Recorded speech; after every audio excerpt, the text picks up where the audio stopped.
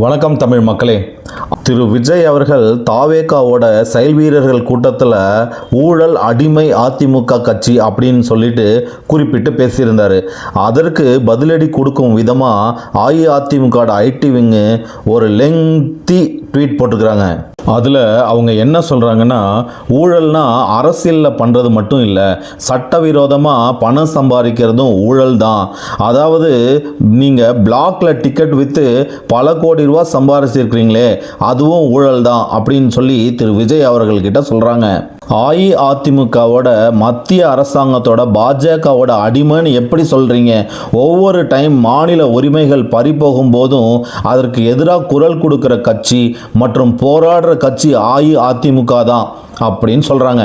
உங்களோட ஒரு படம் ரிலீஸ் ஆகிறதுக்காக அன்றைய முதலமைச்சர் வீட்டில் 5 மணி நேரம் கையை கட்டிட்டு நின்ன நீங்கள் இதெல்லாம் பேசலாமா? எந்த எதிர்பார்ப்பும் இல்லாமல் உங்களுக்கு உதவுன முதல்வரோட பேரை சொல்ல முடியுமா அப்படின்னு சொல்லிட்டு கேள்வி கேட்குறாங்க. எப்பொழுதும் அதிகார மையத்தோட இன்ஃப்ளூயன்ஸில் அதிகமாக பணம் சம்பாதிக்கிறதும் ஒரு வகையில் ஊழல் தான் அப்படின்னு விஜய் அவர்களை பார்த்து அஇஅதிமுக சொல்கிறாங்க. அது மட்டும் இல்லாமல் அதிமுக கட்சியை ஊழல் கட்சின்னு சொல்லிட்டு அந்த கட்சியிலேருந்து வந்த திரு செங்கோட்டையன் அவர்களை, அதாவது அந்த அரசாங்கத்தில் அமைச்சராக இருந்த திரு செங்கோட்டையன் அவர்களையே உங்கள் கட்சியோட ஒருங்கிணைப்பாளராக வச்சுக்கிட்டு நீங்கள்லாம் ஊழலை பற்றி பேசலாமா அப்படின்னு சொல்கிறாங்க. அது மட்டும் இல்லாமல் கரூரோட 41 பேர் சாவுக்கு நீங்களும் ஒரு காரணம் தானே அப்படின்னு கேள்வி எழுப்புறாங்க. கரூர் துயர சம்பவத்துக்கு அப்புறம் 72 நாள் பனையூரில் பதுங்கி இருந்தீங்களே, அது மட்டும் இல்லாமல் 15 நாளுக்கு மேலே பனையூர் அலுவலகத்தை பூட்டியே போட்டு வச்சுருந்தீங்களே, இதுதான் உங்களுடைய வீரமா அப்படின்னு அஇஅதிமுக கேள்வி கேட்குறாங்க.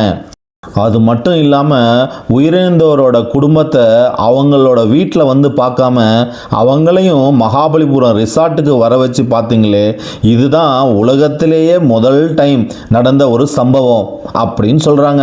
41 பேர் உயிரிழந்ததை பற்றி கொஞ்சம் கூட வருத்தம் இல்லாமல் கிளிசரின் போட்டுட்டு நீங்கள் வீடியோ போட்டு அதுலேயும் உங்களோட செல்ஃப் ப்ரமோஷனை தானே செஞ்சீங்க.